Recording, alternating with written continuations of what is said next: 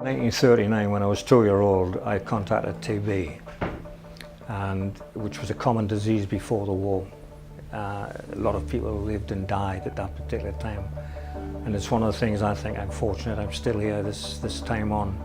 I was in hospital from 1939 till 1944, until almost the war ended, and it was nice to get the train home. I've had the good fortune to win 2 Paralympic medals, 1984 and 1988. I've took a champion team to different areas in the world. Holland, Germany, we've been to Hungary 3 times.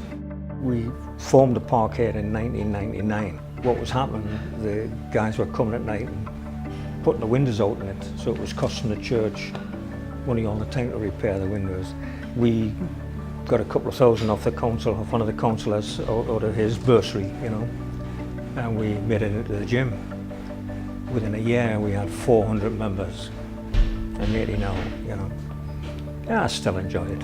I wouldn't come if I didn't enjoy it, It's the whole point of it, and I keep young by the fact that I'm working with young men and young girls all the time, and they keep me young because the attitude is that. Fred from the start started coaching us, as in for getting better form, stuff like that. Taught us about standing a little bit wider, and ever since then Fred's sort of been always over my shoulder telling us that squat was high, all that stuff.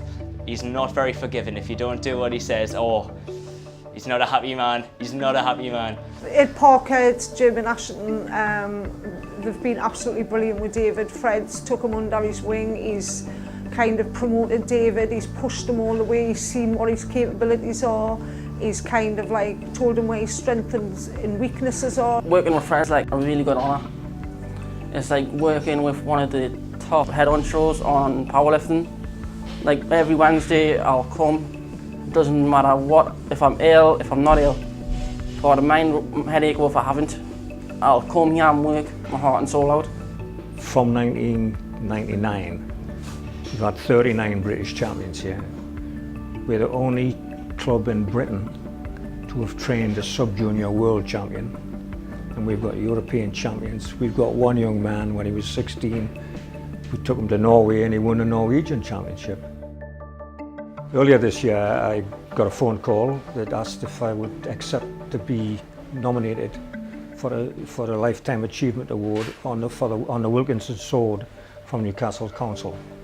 And the award, which I thank them for offering me the opportunity. And on the award we have people like Sir Bobby Robson, Alan Shearer, Jackie Milburn, Jackie Charlton, a lot of people. Brendan Foster, can go on. I think there's 45 names on plus mine now. Put your mind and heart and soul into like what you can achieve.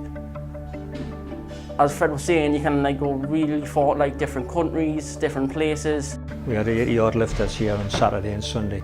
7 or 8 years ago, if I'd run a one, if I had 5, 6 girls in, it would have been an achievement. We had 24 on Saturday. So girls are doing it for themselves, as I say. Over the last 4 years, we've run a special needs competition here. I went to a Special Olympics, asked to referee the one in Scotland, and I just thought, well, they didn't have, people were willing and keen to run the thing, but they didn't have the equipment to run it, to give it the same status as to what they would give an able-bodied competition. Better equipment and better setup. So my ambition was to try and get that, which we got.